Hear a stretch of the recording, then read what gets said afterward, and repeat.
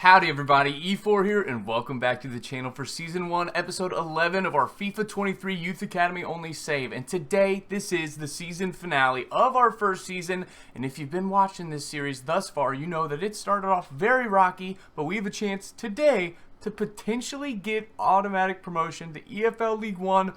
It's a long shot, but there is some hope, so without further ado, let's hop into it.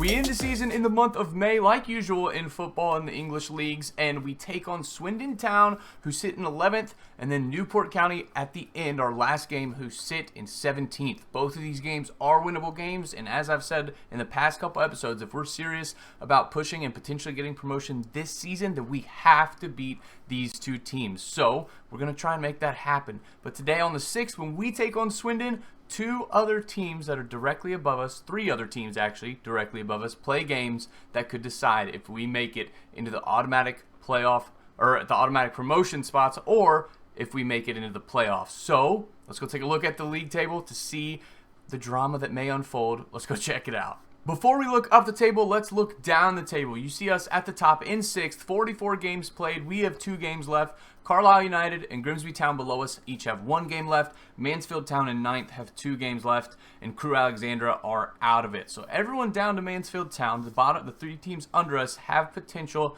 to climb ahead of us, potentially. Now, Carlisle United, the highest they can finish is 72 points. They have 1 game left, and if they get to 72 points, they would obviously hop us or jump us if we lost our next 2 games and finished on 69 points. Grimsby Town have 1 game left. If they win, they would be on 69 points, and we would have to have a 6-goal swing because our goal difference is +6. There's a 0, so they would need to better our goal difference to get ahead of us, which if we lost our last 2 games and they won their last game, could be possible. Mansfield Town have 2 games left, and they could get potentially 71 points. So really, we need to take care of our games, make sure we win our games, and these won't be an issue. But just so you know, there is some potential for some drama behind us. We could fall out of these playoff spots. It's unlikely, but it's possible, so we need to look out for that. Now, more importantly, let's look up the table. We will go like this.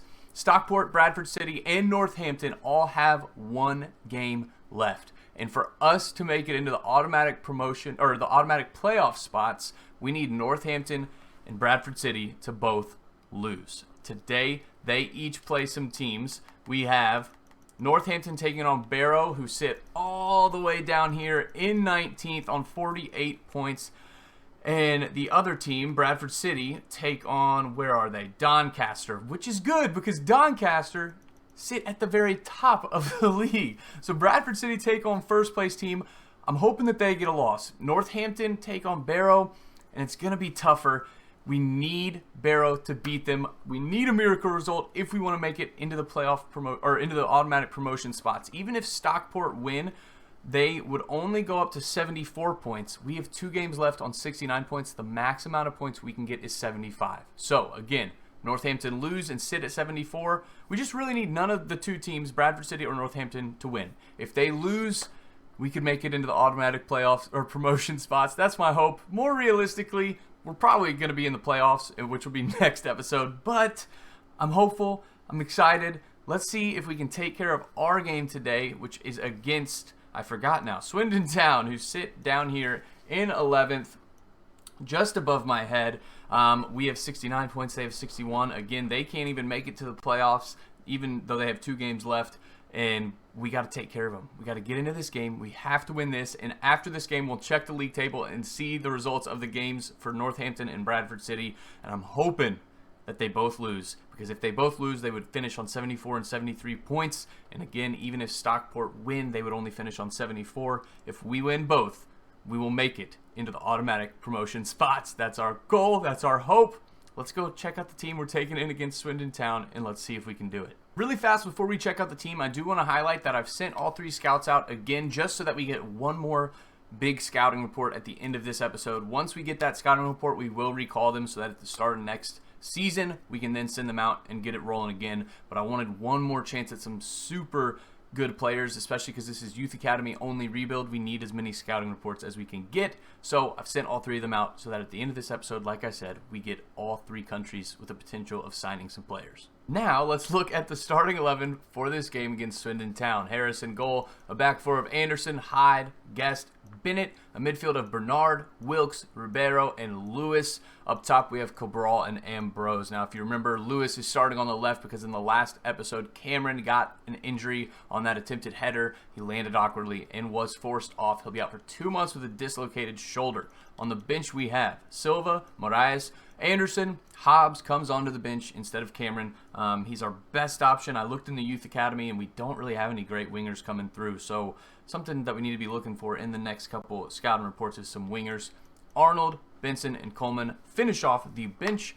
But again, today, we have to win this game, and we got to hope that Northampton and Bradford City each lose, so that would give us a chance at making it into the automatic promotion spots, which if that happens, that would be incredible because this season started out so rocky. We're finally clicking. Let's see if we can go in today and get a win against Swindon Town. And here we go.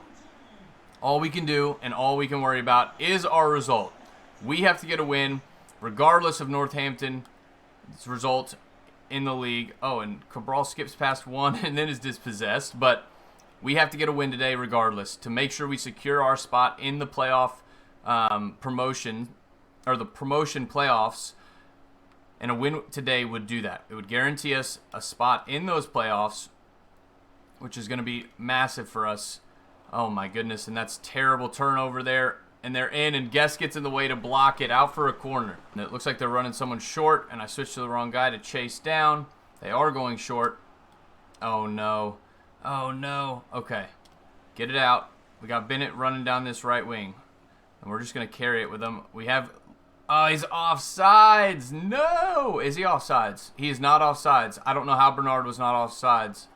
And he cuts inside, and he gets around, and he finishes it! Hit him with the dead fish. What a play from Bernard, running in, stepping over, and curling it around the keeper to give us the lead 1-0. What a goal! And that was beautiful. That's exactly why we play guys with an inside foot, dominant foot on the wings, so that he can cut in on that left foot like he does, curl it around the keeper to give us the lead, and we're up 1-0. And here's Ambrose in the middle from Cabral. Can he do it? And it's saved by the keeper, but it was a good play from our second striker. Doesn't result in a goal, but thus far, we are doing our part, like we talked about. We have to win our game, regardless of Northampton's result. If we can make that happen, then we have a chance at the automatic promotion. If Barrow can get a result against Northampton, that remains to be seen. We got Cabral being played in from Ambrose. And Cabral tries to play it back to Ambrose, but it does not come off how I anticipated. Cabral on the ball again here. And we're going to go down the wing to Bernard. Cross it. There's Lewis, and it's headed wide and out for a goal kick. Some other good news as Swindon Town move into our half. We have ordered a brand new controller, so hopefully we will stop getting the... disconnection thingy. My controller gets disconnected. All right, we have Cabral back post. Get it there, and there it is, and there it is. Let's go! Hit him with the worm. We already have the dead fish, now the worm, and we're up 2-0 against Swindon Town. When we get into halftime and it shows us the other scores around the league, I'm hoping Barrow will be ahead of Northampton because we're doing our part. Let's go. Get in there. It was a great play, and Bros just chips it over for Cabral, who finishes it home to give us the 2-0 lead and double our lead. And, it actually took a deflection off the defender. I didn't even realize, but it doesn't matter. We're up 2-0. Swindon Town pushing into our half here. And Ribeiro gets a foot in. Such a beast. And go, Cabral. Get over the top. Can he win this? It's going to be close. And he does win it. What a beast. Finish it. Oh, and it goes wide. Unable to get the goal. But I have been very happy with Cabral. Really coming into his own and starting to score the goals, which has been massive for this team. It's a big reason for our turnaround and our run of, I think it's 20 games unbeaten without a loss. We've drawn a lot of those, but it doesn't matter. We haven't lost them, and that's very, very impressive. So I'm grateful for his kind of resurgence in terms of scoring goals. It is a free kick for us. And I'm very excited for the striker Moraes to get into our team. Cabral is wide open in the middle, And here it is. Cabral, let's go. Hit him with the knockout punches. What a goal. We are running away with this game. 3-0 over Swindon Town. And oh, it feels so good. Even if Barrow can draw Northampton, if we can win this game and our next game against Newport County by large margins, we could potentially get a better goal differential than Northampton. But we just need Northampton to not win. Come on, Barrow. What a goal from Cabral. And we're up 3-0. Halftime whistle should be coming any second, but if we could get another goal before that halftime whistle. Okay, we're not going to, as Ambrose is dispossessed, but we should be getting a halftime whistle any moment now. Oh, it's a great ball from them. Get it back out. We do, and it looks like that will be the halftime whistle. There it is. We're up 3-0. Let's go take a look at the scores around the league and see if Barrow are doing us a favor in getting a draw or a win. Well, it looks like not so much. Northampton are up 1-0 over Barrow. We need Barrow to find a late equalizer at least. I would love for them to go in and get 2 and win that game. Bradford City are drawing with Doncaster. Again, as long as Bradford City don't beat Doncaster, we are in good shape and still have a chance of automatic promotion. Let's get into the second half and see if we can pile on Swindon Town's misery with a couple more goals. Cabral here. Oh, is not dispossessed. Great job from Cabral. We're going down the wing to Ambrose here. We're going to cut it back inside for Lewis, who's there, and he tries to take a first-time shot that is blocked by the defender, and our attack dies. Swindon Town moving into our half, looking for a pass to get in, and they almost found it, but don't. And, oh, why did Wilkes not go get that? I thought that was a great play. It was exactly what I was trying to do, but Wilkes just didn't. Go get it. Just didn't want to. All right, here is Cabral. We're going to try and go down this wing to Lewis. And he's there. Okay, he gets past, and he has Ambrose over here. Can he get there? We're going back to Lewis for the easy tap in, and we're up 4-0. Hit him with a random celebration. What do we get? We get the belly slide. Let's go. We are dominating Swindon Town. What a game. And I've said it before, but this team is really starting to take off. Ambrose playing it so well. He leads the league in assists, which in this episode, because it's the season finale, we are going to be taking a look at the stats of the season. Even if we're in the playoffs, we'll do the stats this episode, and next episode will be the playoffs. But he leads the league in assists, and this team is firing on all cylinders. Here comes Swindon Town in a dangerous spot, and Harris makes the save. A tame effort from their striker that he collects. We have Ambrose back wide open out here. Can we make something happen here? We're going to rocket it with Ambrose.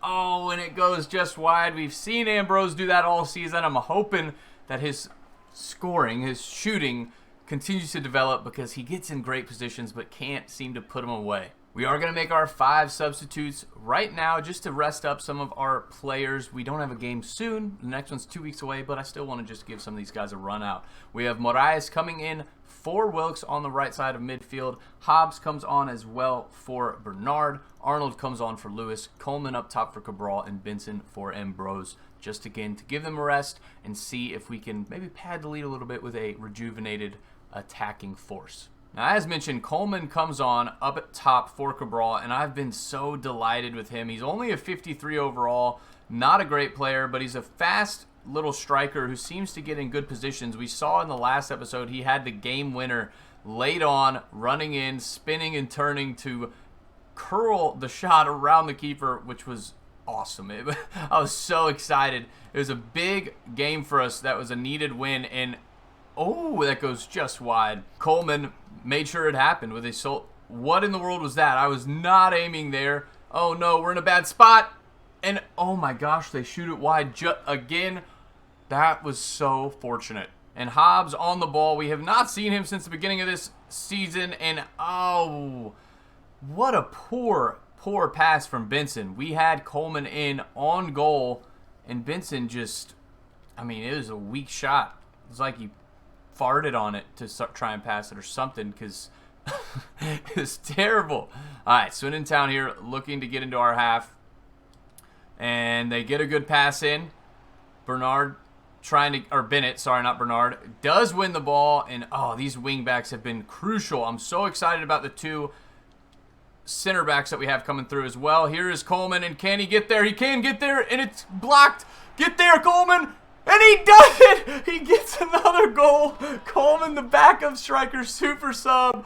I'm excited to check at the end of this episode when we look at the stats how many goals he has. But what an effort from our backup striker to get in and score another goal. Benson played him in. His first shot is blocked by the keeper, but he gets to the rebound first. And from a tight angle, puts it in the net.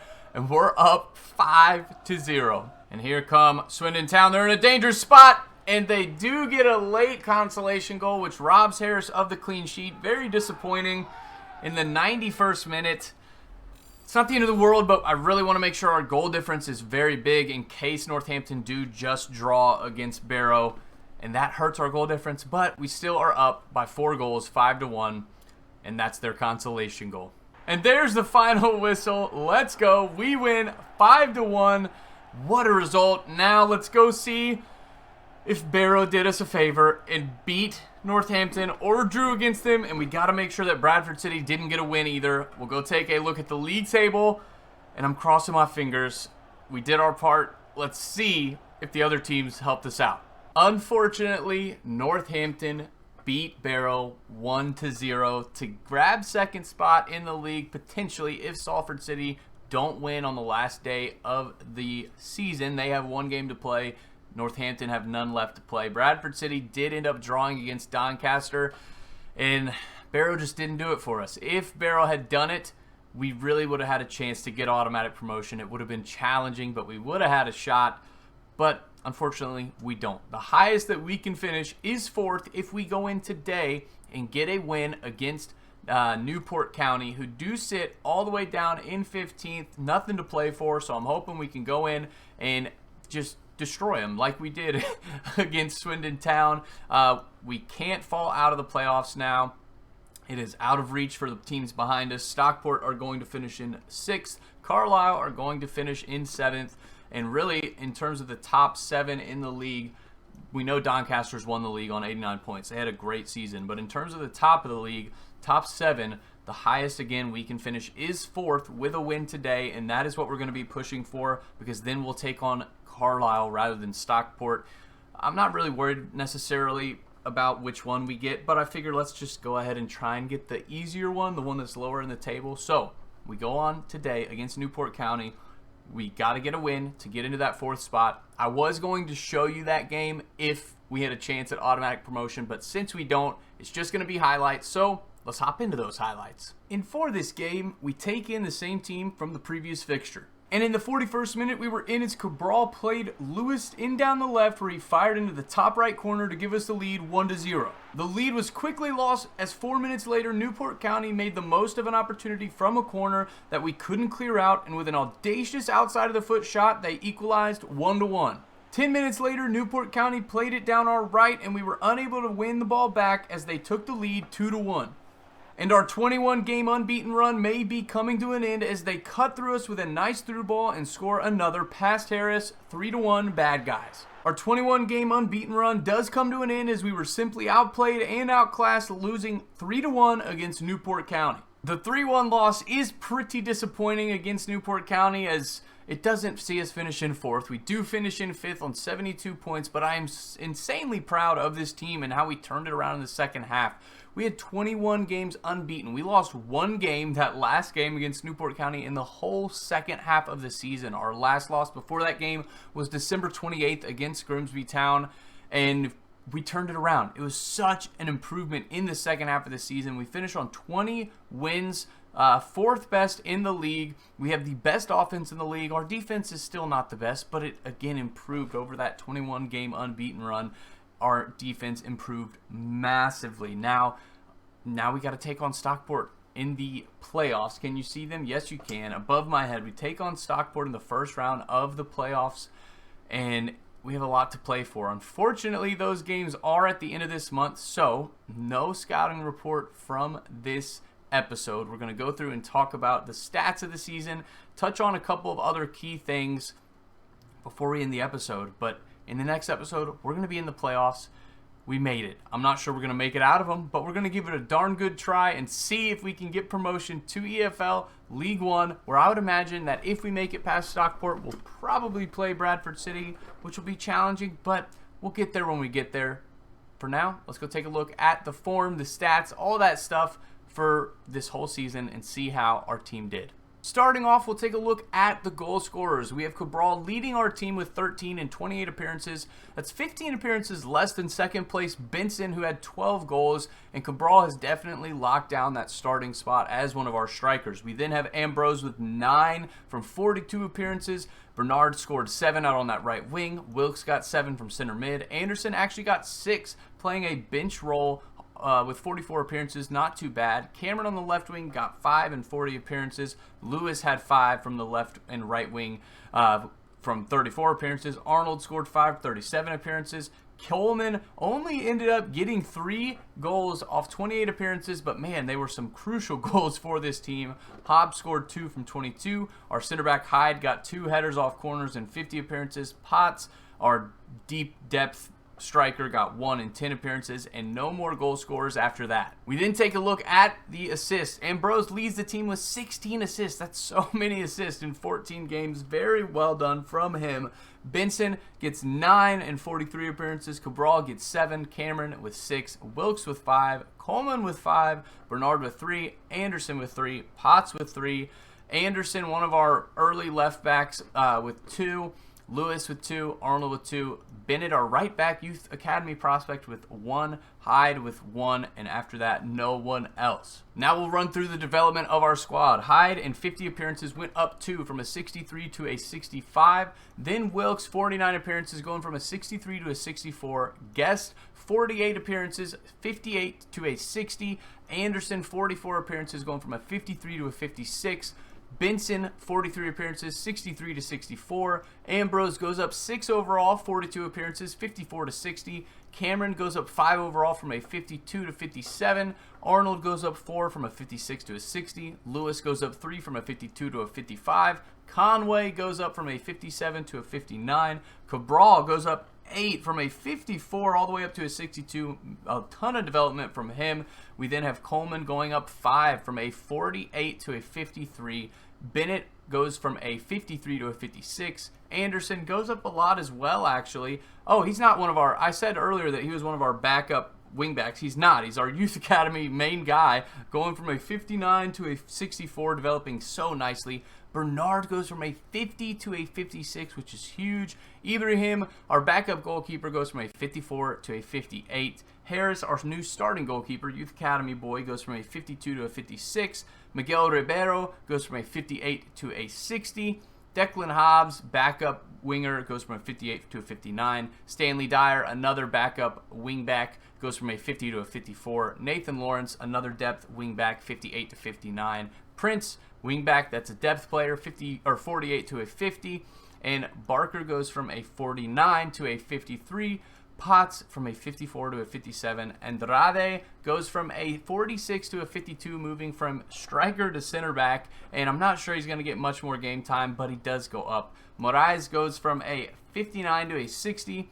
Silva, backup wingback, youth academy boy, goes from a 56 to a 57. Hugh Lancaster, 49 to a 51. Blair, 50 to 53. Bryn Williams, 50 to 51. Riley Wright, 49 to 51. And Thorne, 49 to 52. A lot of those lower guys are not going to be in the team. They're not a part of our future. We will be looking to sell them. But let's go take a look at the league stats and see if any of our boys made it near the top in leading the goals or assists or clean sheet charts. So let's hop over and check those out. In terms of league leaders for top scorers, Grant from Harrogate Town takes home the Golden Boot, 17 goals in 44 appearances. As we scroll down, our first player is Cabral in 12th with 13 goals from 27. I think if he plays the whole season and gets more than 27 appearances, he wins the Golden Boot. He had a great season. Anyone else? We have Benson down here just above my head with 12 goals from 40 appearances in the 22nd position. Looking over at assist, Ambrose takes home top assist maker with 16. 8 more than third place Nichols from another team. In second place, we have Benson, our boy, with 9.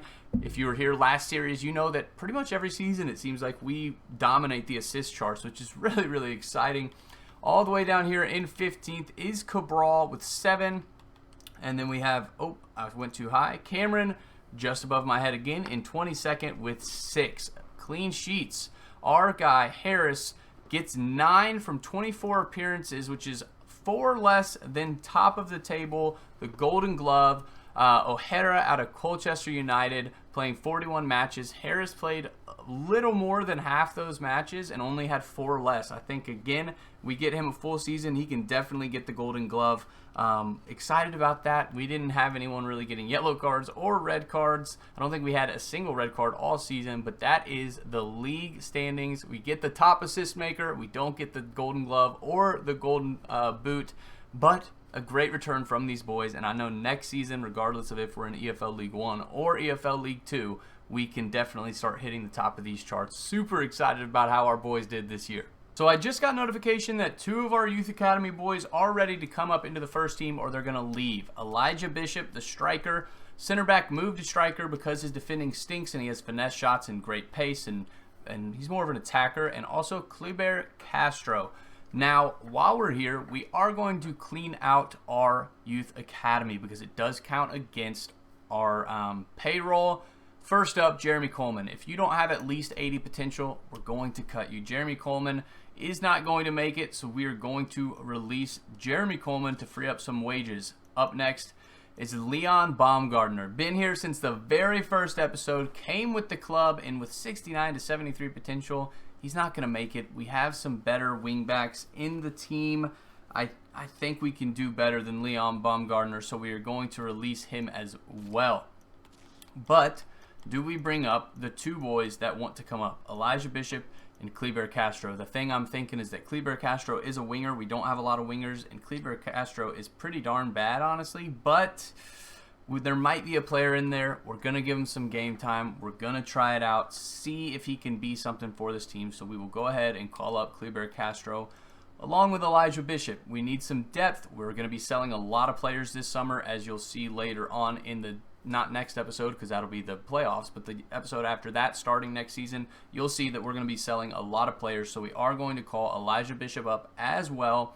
And just to highlight, let me make sure I get the names right. Okay, Cody Morris, first up. He was a center attacking mid. He completed his move to center mid, where I think is his long-term position, with a high attacking work rate, medium defensive work rate. And with his attributes, I think he's more of a center of the park type player. And when he made the move, he went from a 54 to a 54. Did not change at all, but more importantly, Simon Fontaine completed his move from center defensive mid to center back. He went from a, let me make sure I get it right, 56 to a 58.